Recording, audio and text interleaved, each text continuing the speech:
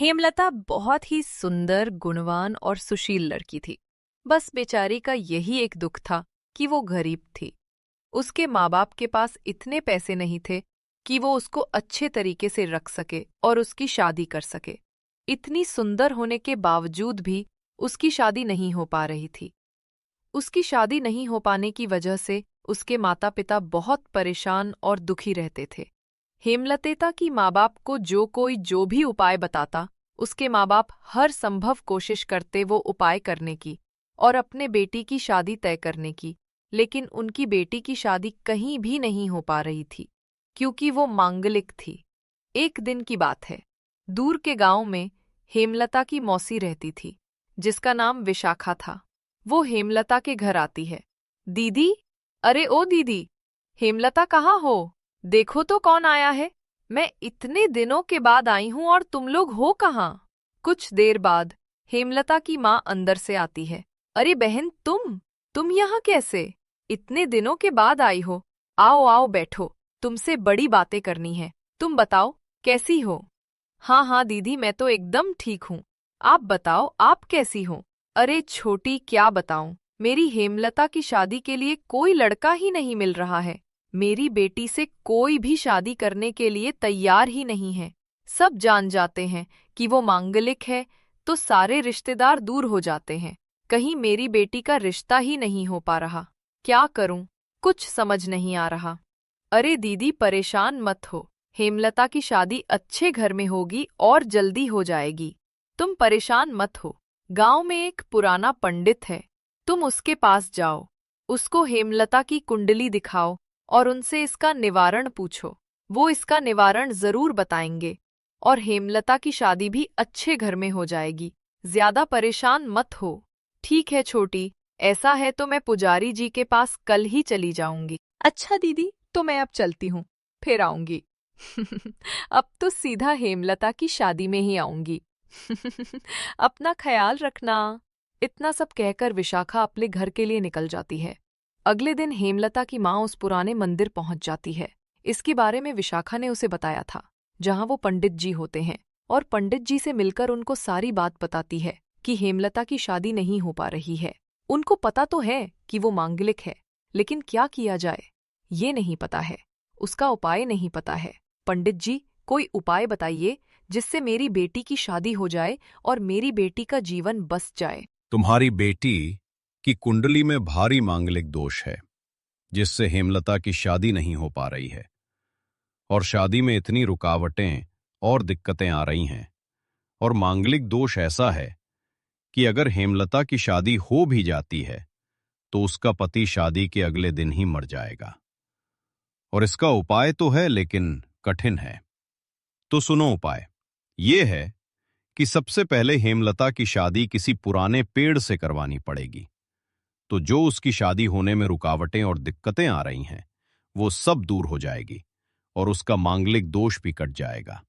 और ये काम रात में ही करना पड़ेगा, तो सोच समझ लो। हेमलता की माँ वापस घर जाती है और अपने पति को सारी बात बताती है, और वो दोनों जंगल एक पेड़ की तलाश में जाते हैं जिससे वो हेमलता की शादी कर सके।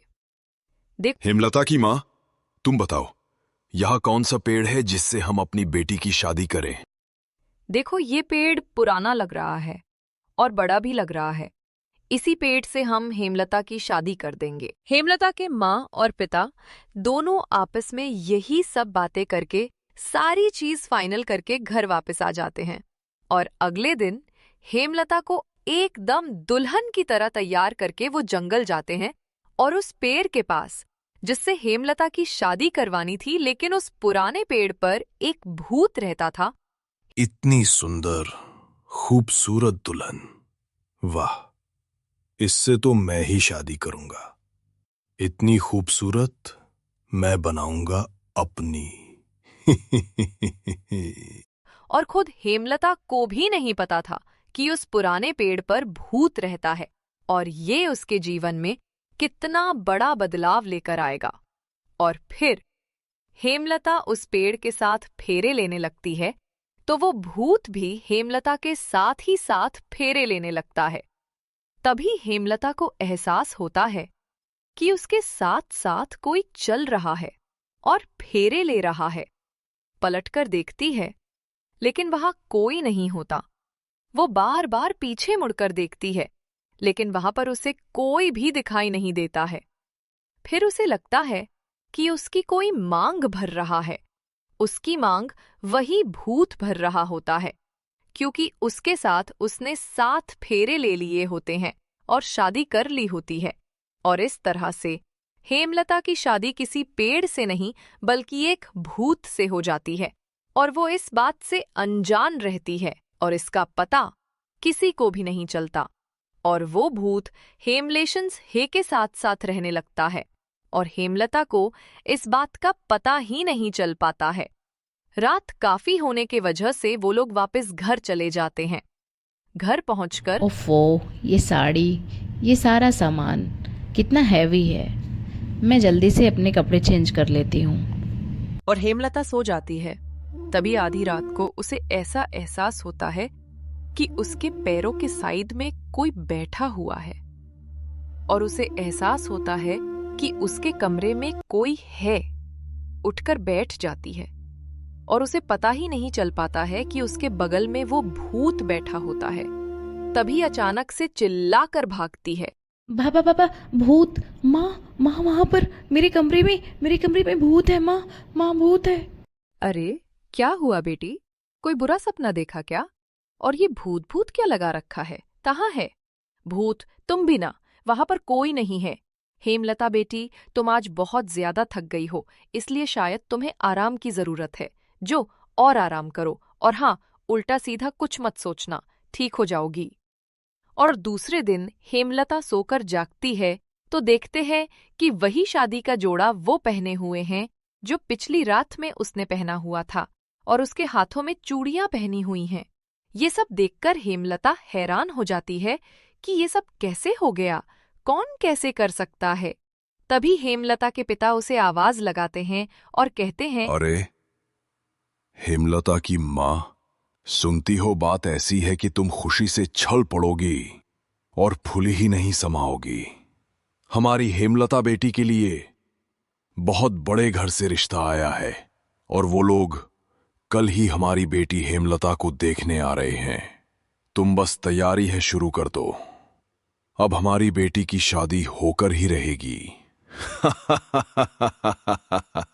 अरे वाह, ये तो बहुत खुशी की बात है। मेरी बरसों की तमन्ना मानो आज पूरी हो रही है। उनकी ये सब बातें पास में ही खड़ा वो बहुत सुन रहा था और बहुत गुस्सा में आ जाता है, क्योंकि वो हेमलता को किसी और के साथ नहीं देख सकता। अगले दिन लड़के वाले हेमलता को देखने आते हैं। हेमलता के माँ बाप उनकी बहुत खातिरदारी करते हैं और अपने बेटी को दिखाते हैं लड़के की माँ। हेमलता को देखकर कहती है कि हमें बहू पसंद है, लड़की बहुत सुंदर है। भूत भूत भूत। अरे आप लोग कहाँ जा रहे हैं? रुकिए, आप लोग क्यों जा रहे हैं? अरे सुनिए तो, सुनिए। और हेमलता की माँ जोर जोर से रोने लगती है। बहुत दिनों के बाद खुशियां आई थी, अब मेरी बेटी से शादी कौन करेगा? हेमलता रोने लगती है और कहती है, माँ शायद मेरी ही किस्मत खराब है, क्या कर सकते हैं माँ? रात हो जाती है और सब सोने चले जाते हैं। हेमलता अपने कमरे में सोने के लिए जाती है और वहां जाकर देखकर चौंक जाती है, क्योंकि उसके बिस्तर में फूलों का गजरा, साड़ी, बिंदी, सुहाग की सारी चीज रखी हुई होती हैं। वो बहुत ज्यादा घबरा जाती है। अरे ये सब किसने रखा? ये सब किसका सामान है? तुम्हारा है, तुम्हारा है। तभी भूत हेमलता के सामने आ जाता है। हेमलता पहले तो घबरा जाती है, फिर हिम्मत करके उससे पूछती है, तुम कौन हो? तुम यहाँ कैसे? कौन हो? हाँ हाँ, बताओ, तुम कौन हो? भूत हेमलता से शादी की और पेड़ से शादी की सारी बातें हेमलता को बताता है, और बताता है कि कैसे उसने उसके साथ साथ तेरे लिए हैं और उसके साथ शादी की है, और अब वो उसकी दुल्हन है और वो उसका पति। हेमलता ये सब सुनकर बहुत रोती है। नहीं, ऐसा नहीं हो सकता, ये नहीं हो सकता, मेरी शादी भूत से नहीं हो सकती, कभी नहीं। अगले दिन हेमलता ये सारी बात अपनी माँ को बताती है, पर हेमलता की माँ हेमलता की बातों में बिल्कुल भी विश्वास नहीं करती। उसे लगता है शायद उसकी शादी नहीं हो रही है इसलिए वो बहकी बहकी बातें कर रही है। हेमलता बेटी, ये सब तुम्हारा वहां है, ऐसा कुछ भी नहीं है। और अगले दिन एक और लड़का हेमलता को देखने के लिए आता है। जब लड़का हेमलता से मिलता है और शादी की बात करने लगता है। और बताओ हेमलता, क्या हाल है? मैं तो बाहर रहता हूं, तुम्हें भी बाहर रखूंगा, मस्त जिंदगी जिएंगे। वैसे मैं तुम्हें छपरी दिखे जरूर रहा हूं, लेकिन हूं नहीं। मैं तो बहुत ही सेंसिबल लड़का हूं, ज्यादा खुश रखूंगा। भूत भूत भूत। और वो भूत उस लड़के को मारने पीटने लगता है। लड़का बुरी तरह से पीटने के बाद वहां से अपनी जान छुड़ाकर भागने लगता है। और फिर रात होती है और फिर सुबह होती है। हेमलता की माँ किचन में काम कर रही होती है। तभी वो भूत चुपके से उसकी माँ के पास आ जाता है और उसके पीछे से बिना उसे कुछ बताए हमला कर देता है और कहाँ लगता है, तुमने अगर अपनी बेटी की शादी कहीं और कर दी तो मैं तुम लोगों को सबको मार दूंगा। उसकी माँ डर जाती है और उसे मिनट करने लगती है, लेकिन वो बहुत नहीं मानता और उसकी माँ पर हमला कर देता है। उसकी माँ भागती हुई अपने पति को बुलाती है, लेकिन वो भूत नहीं मानता और हेमलता के माँ बाप को मारने लगता है। हेमलता चिकती चिल्लाती वहां पहुंच जाती है और भूत से कहने लगती है कि उसके माँ बाप को छोड़ दे, लेकिन भूत उसकी एक भी बात नहीं मानता। हेमलता को गुस्सा आ जाता है और वो उसका दिया हुआ सामान, साड़ी, श्रृंगार का जो सामान था, वो लाकर उस सामान को उस भूत के सामने रखकर जला देती है। सामान जैसे ही जलता है, भूत भी वैसे ही जल जाता है, क्योंकि उस सामान में ही भूत की जान बसी होती है। वो भूत फिर हमेशा के लिए चला जाता है और हेमलता की एक अच्छे लड़के के साथ शादी हो जाती है।